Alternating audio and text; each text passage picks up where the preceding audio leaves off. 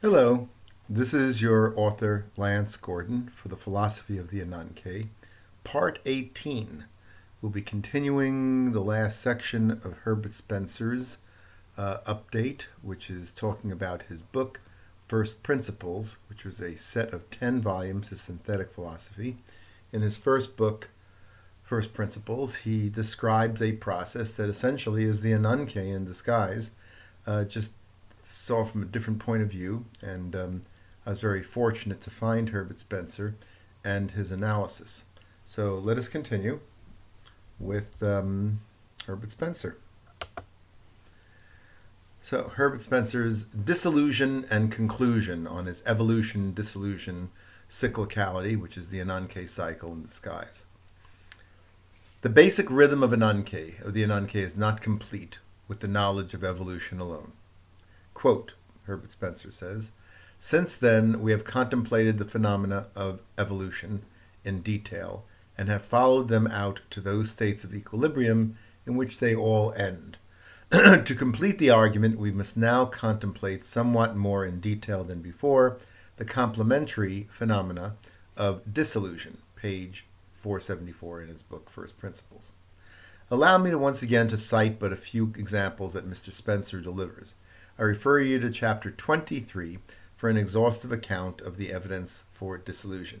Incidentally, it starts in chapter 10 to the end, his account for evolution and dissolution, and his mimicking the Ananke from his own perspective in his book First Principles. The first 9 chapters deal with the unknowable, which means not deducing anything from his version of the Ananke to metaphysics or the like, claiming with arguments that you just cannot know, so he's not going to deal with it, essentially, which is a shame.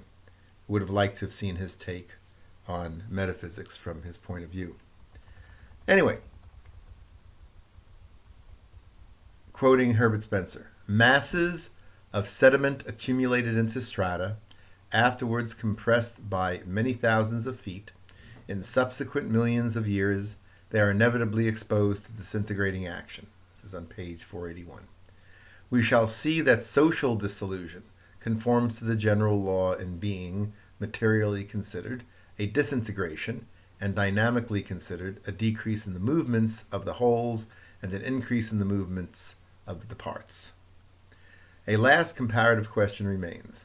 Do the two halves of dissolution and evolution combine into one effect?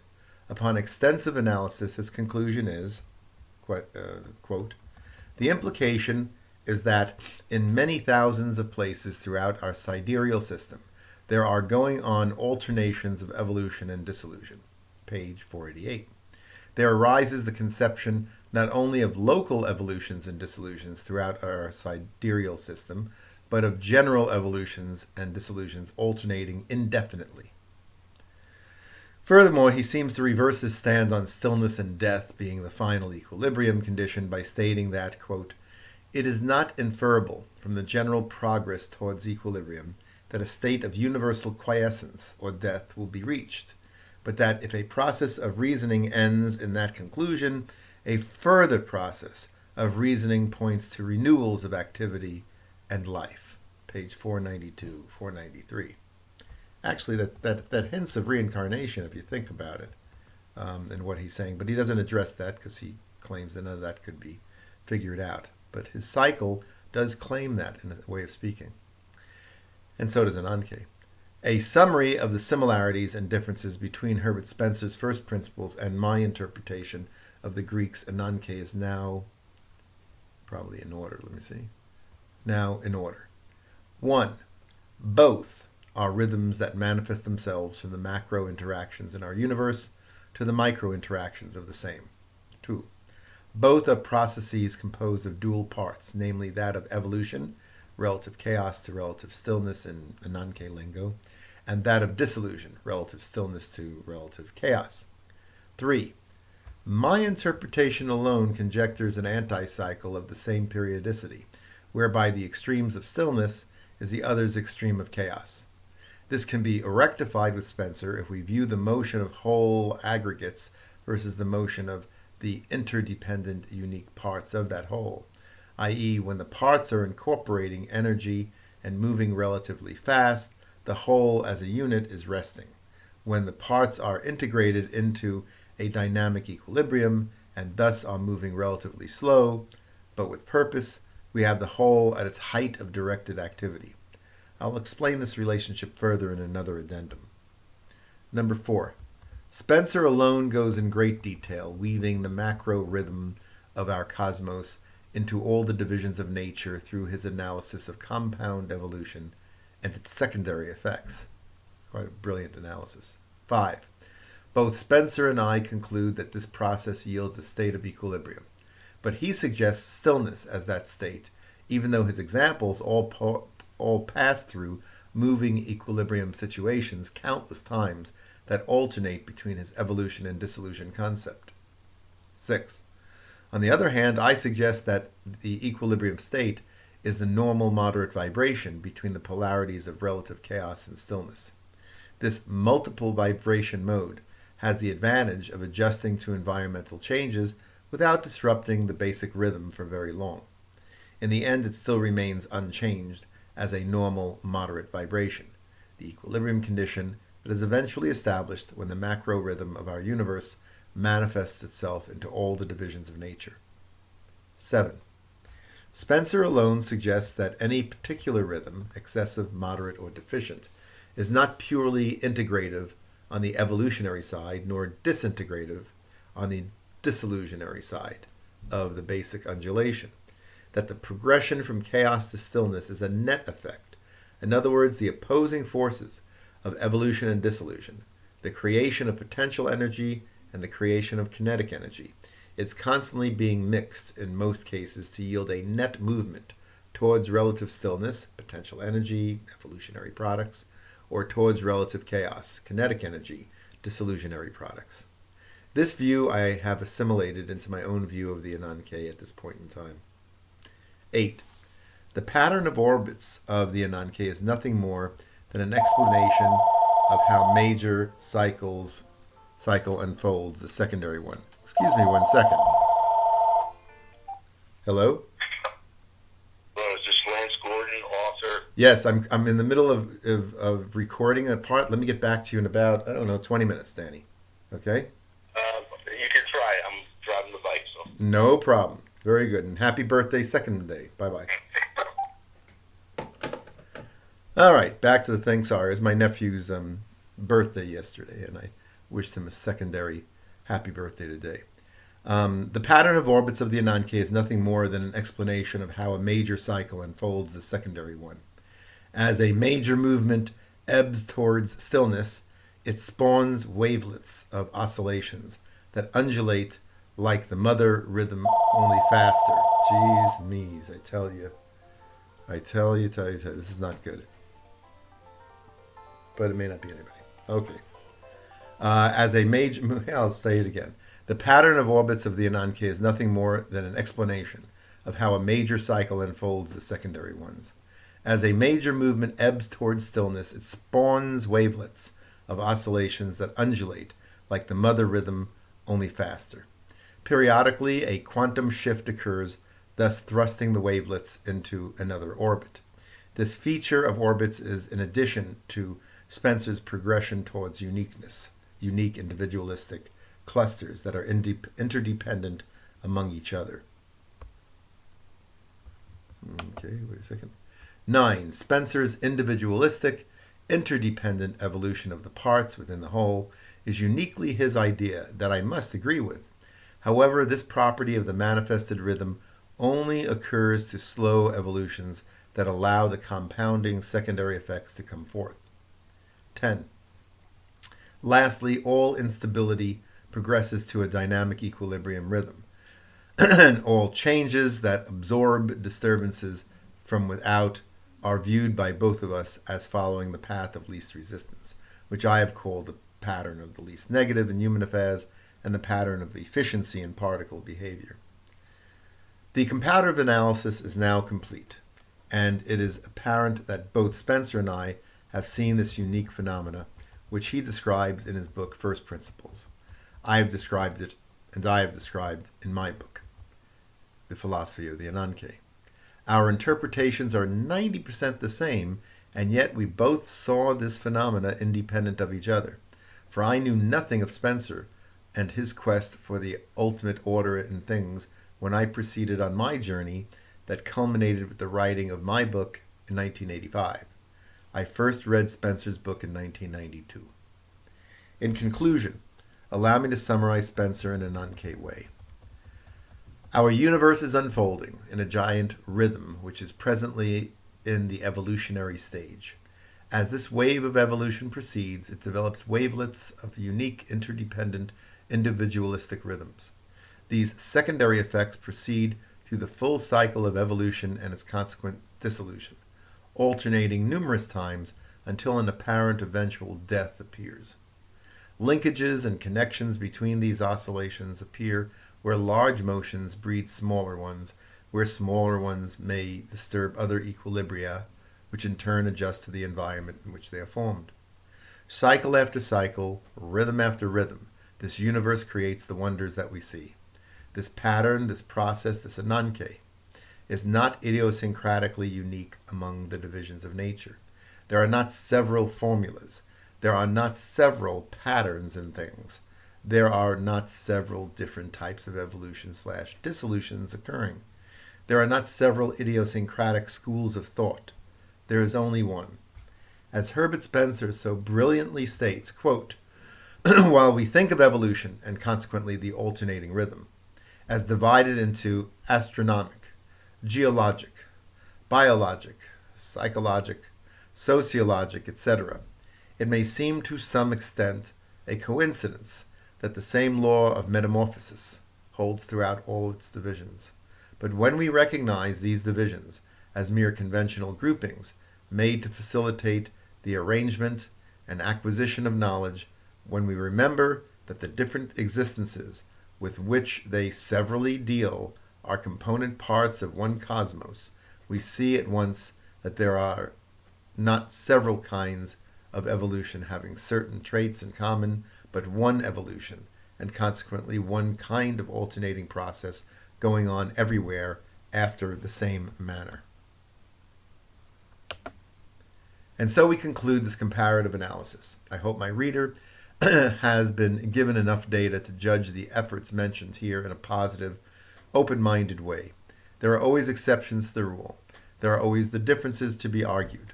I only ask that you inquire within yourself whether or not the abundant evidence of our observations and those of science support the contentions above.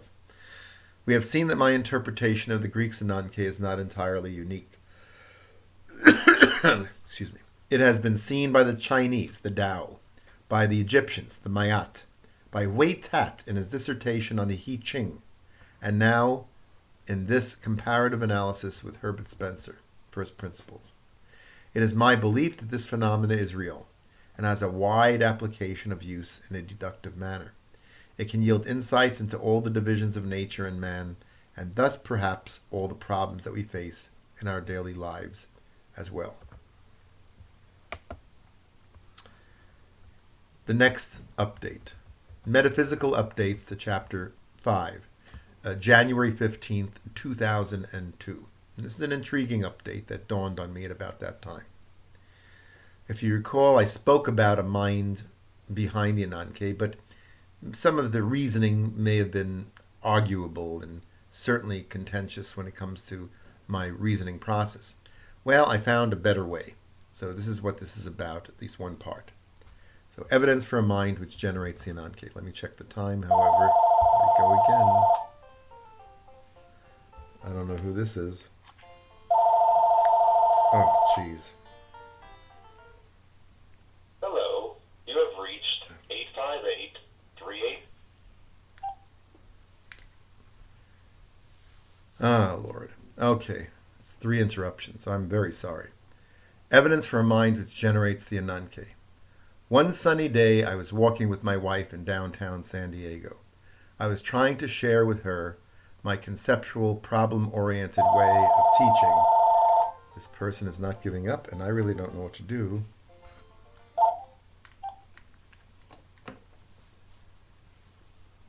Here we go again. I bet you we'll have the phone call again. Don't know what to do. One sunny day, I was walking with my wife in downtown San Diego. I was trying to share with her my conceptual, problem-oriented way of teaching mathematics. Critical thinking was the result of this approach, I explained. This approach would more likely generate the ability to do inductive and deductive reasoning, along with the knowledge of how to create algorithms, blind, step-by-step procedures and formulas. This was greatly lacking in our educational systems, I stated, the knowledge of how to think. We do a great job on what to think, but not the thinking itself. We continued walking and talking. Thinking was composed of the technique of creating valid knowledge and the technique of destroying conventional wisdom, if necessary, down to its obvious postulates. Thereafter, the truth could be built up stage by stage by the use of inductive and deductive skill sets. For example, the skill set of pattern recognition, the skill set of analogy, and the skill set of possibility thinking each have various techniques by which the basic skill can be accomplished towards the goal of induction and deduction. In fact, these same skill sets can be used on the destructive side of the process as well. They are finite in number and generic in this respect. She next questioned the concept of induction, deduction, and algorithms, to which I responded that, quote, induction was the process of going from the particular to the general, and deduction was the reverse process, from the general to the specific. Algorithms were a form of deduction in that they generate quick, efficient deductions that need no thought, just manipulation techniques. For example, Chinese food versus Italian food versus German food are big categories of cuisines that could be considered products of induced thought by some group or culture. Particular variations within a cuisine, such as Kung Pao chicken and Mugu Gai pan, are deductive variations within this grouping. Lastly, recipes to create Kung Pao chicken are the algorithms of this category of thought. More examples were needed, so I went on. In music, we have hard rock, jazz, classical, folk music, and so on. They are the big induced products within the category called music. Particular variations within a subgroup, perhaps different artist sounds like Simon and Garfunkel versus Dylan versus Madonna, of course I'm dating myself, were products of deduction within the major subgrouping. Particular songs by an artist that are recorded as musical lyrics and score were the algorithms of the trade. Even mathematics versus chemistry versus physics represents inductions to which the deductions of, say, trigonometry, algebra, statistics, and calculus apply for the mathematics subgroup. And yes, within a deduction, there exists algorithms as well. In the case of algebra, the algebraic formulas. Almost there, my wife needed something else to fully understand what I was trying to say. So in frustration, I looked around at the beauty in San Diego and pointed out the bird kingdom, the insect kingdom, the trees, the people, the fish, the fowl, and said that these were products of induction, and that particular birds, particular insects, and particular insect species, particular bird species, particular insect species, particular tree species, particular fish species, and particular fowl species were examples of the products of deduction for their appropriate subgroups. And for a particular individualistic type of bird, and so on, there existed an algorithm called the genetic code, which efficiently and rapidly reproduced the organism as fast and as thoroughly as a recipe or musical score or a formula in mathematics. Then I stopped myself with a chill up my spine. Did I realize that what I had just observed? Did I realize what I had just said? Maybe you don't know what I said either.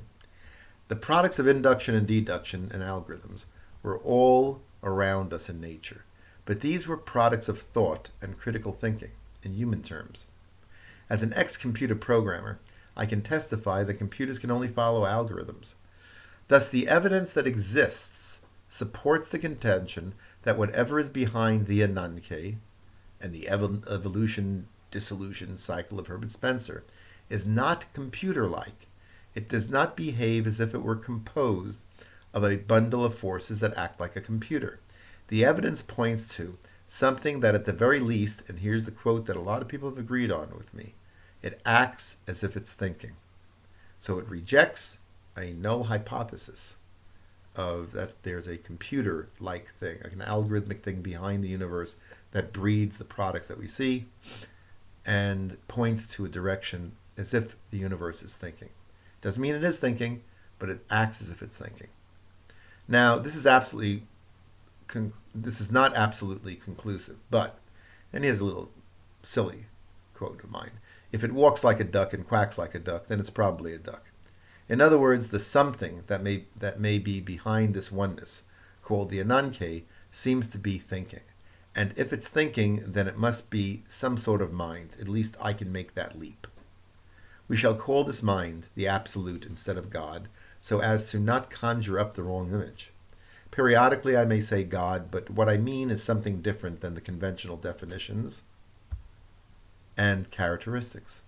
Therefore, it seems that we can infer by observation, by evidence, that the Ananke is not being generated by an algorithmic computer-like machine. It is being generated by a mind of some sort, an absolute that seems to think and deliver the creative products of thought that are induced, deduced, and mechanized. The evidence is all around us, as it turns out. The properties of the mind, the absolute. And again, let me check the time. And we're at 20 minutes, so we got time. The absolute is the most omnipotent mind. A consequence of an all-powerful mind would be a universe of limited but orderly change. No free will, a robotic existence that has no uniqueness. Thus, the assumption of omnipotence for this mind causes a contradiction to some of the induced observable patterns of the Ananke, such as the tendency toward uniqueness and individuality, a non-robotic condition as well. Therefore, an all-powerful mind, an omnipotent absolute, produces a boring but albeit orderly universe. It is the free will and material chaos that enables bad things, good things, and interesting things to happen. The constant, almost chaotic change that occurs in our universe beyond an orderly utopian system produces a necessity for continuous creation. A utopian system, once achieved, needs no creation, no newness. One must be less than utopian in order to need creation. For some reason that will be addressed shortly, this absolute prefers to create and evolve the creations that we see around us. But it does not seem to be omnipotent. It is only the most powerful, but not all-powerful in its actions. The absolute is creative and destructive. The question now to be resolved is the issue of why is the mind addicted to creativity? Why must the mind be creative? The absolute must be creative in order to exercise its powers of induction, deduction, and the creation of algorithmic processes, the products of which we see in our universe. Even in humans of the lowest intelligence, their mind is bombarded with the formation of individual thoughts which are experienced through their senses.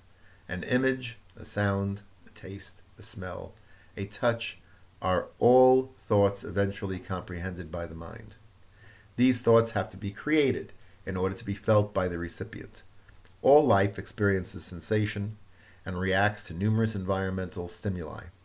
I think that at the very least, some of these animalistic stimuli are first perceived as a thought and then are reacted to by the creature under investigation. Other stimuli are merely algorithmic and bypass conscious thought. Thus, all life experiences some degree of creativity in the form of thought creation.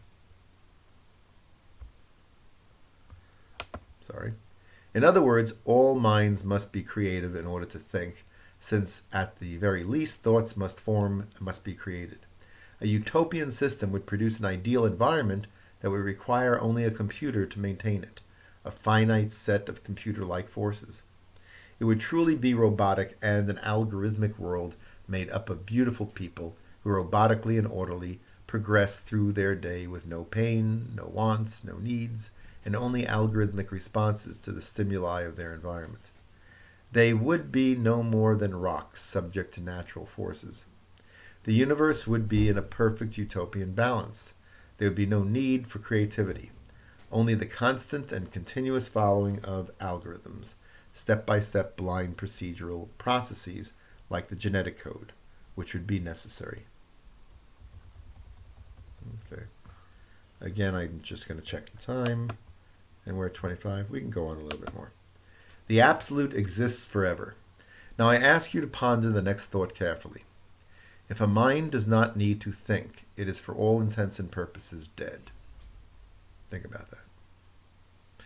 A mind is defined by its ability to think. Take away the need to think, and you essentially kill the act of mind. If all you have is a mind, no body, no flesh, then lack of thought produces a state of death, or at the very least, a kind of dreamless sleep, which is as good as non-existence itself. Thus, I conjecture from the facts that the mind, the absolute behind the Ananke, must think in order to manifest its existence. Its life, its functioning, its activity, its manifestation depends on its ability to think. Since thinking is a result of the necessity to create, then creativity is necessary to the existence of God. God must think in order to exist. Therefore, God, the Absolute, must be creative in order to manifest its existence. Therefore, the primary goal of this mind behind the Ananke is merely to exist. God achieves this goal of existence by thinking. In order to think, it needs to create. Moreover, since creation in and of itself must end with all the matter and energy being formed into dynamically balanced systems, a form of creation, we find that in the ultimate, creation must stop, thereby producing a utopian universe. Since this cannot be without violating the condition of God's need to exist, among other Ananke observations, then it must be that God thinks in yet another way in order to breed the continuous, infinite thinking that seems to be necessary. In other words, creation must be balanced with destruction in order for God to exist forever. And in a way of speaking, come to think of it, that creation is kind of like evolution and the destruction, dissolution. Destruction, like creation, requires thought to produce the desired effect. As seen in the previous sections, the skill sets of thinking on the creative side are the same thinking skill sets needed on the destructive side. It is essentially the same thinking. God, out of necessity, is both creative and destructive. Thus, if God needs to exist forever, then it needs to think. Then it needs to create and destroy. Of course, we may conjecture a God that begins and ends, but then we are left with the tautology of what was before God. Isn't it more appealing and less contradictory to speculate an infinite existence as mandatory? Then we only have to address the issue of what infinity feels like, and is infinity possible? We no longer need to ask the question of what is before and what is after. Infinity is not a difficult concept to comprehend. Mathematics relies on this concept in limit theory. We can sense an infinite amount of time in front of us. In fact, if we assume a finite God, then the tautology of what was before leads us to an infinite time before this mind existed, or it leads us to an infinite set of gods. It seems to me that if both possibilities lead to the same concept of infinity, then the simpler concept should be preferred to the more complex. Therefore, a mind, an absolute, a God that needs to exist forever, is the simpler conclusion based on reasoning, but not necessarily evidence. One might say that I've merely replaced an ultimate goal of the necessity to think with the necessity to create and destroy, with the need to exist forever, but this progression explains the factual world better since more evidence comes to bear. In other words, the necessity to think has products of thought as evidence. However, not all matter and energy tend to think. The necessity to create and destroy is also somewhat debatable, since not all things create and destroy. But the necessity to exist has evidence across the entire material universe. We see things exist, we see life exist, we measure energy as existing. The entire universe and its contents obeys the apparent need to exist. There can be no debate on this point by any reasonable person. There can be no doubt. The universe is existence by virtue of the various forms of energy contained within it, matter being potential energy. The need to exist, the need to survive, needs no further explanation.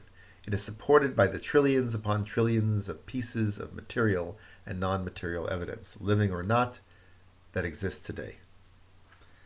Summary of the Absolute's property. In summary, the conjectured mind behind this Ananke, the Absolute, needs to manifest its existence forever. In order to exist, it must think continuously. In order to think continuously, it must be in a constant state of creation and destruction.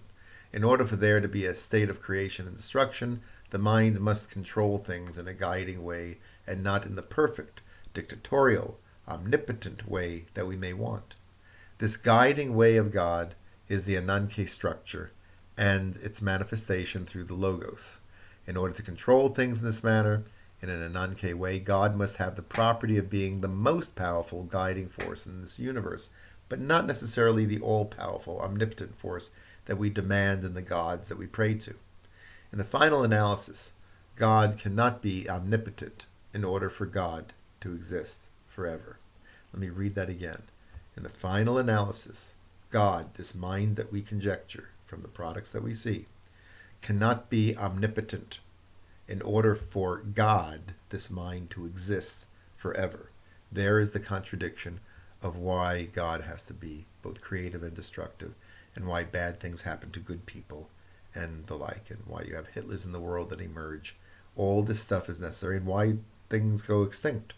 All these things are necessary so that you have more ability to create other things. And it's in the creation that God exists and lives. In conclusion, we have seen in previous updates that the universe contains within it creative products of induction, deduction, and algorithms. We concluded that this conjectured mind behind the Ananke is not a computer. It does not merely generate and follow algorithms. It most likely thinks and creates the products of thought that we see all around us.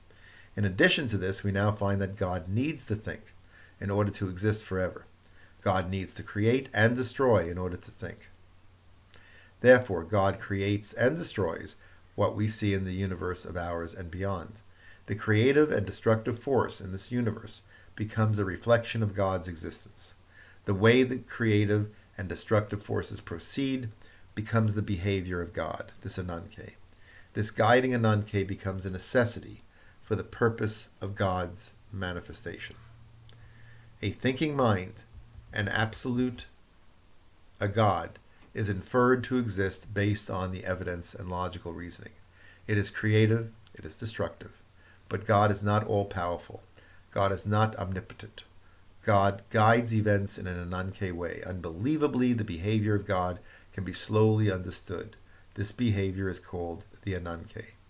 Quote, the most incomprehensible thing about this universe is the fact that it is comprehensible. Albert Einstein. And we'll stop at this point because we're at a 32 minutes, and I'll see you next time when we continue this metaphysical update. Take care. Bye-bye. And sorry for the phone call disturbances. It may be enjoyable for you to watch. Things are human around here. Next time I may put it on, take the phone off the hook. That would be good. Bye-bye.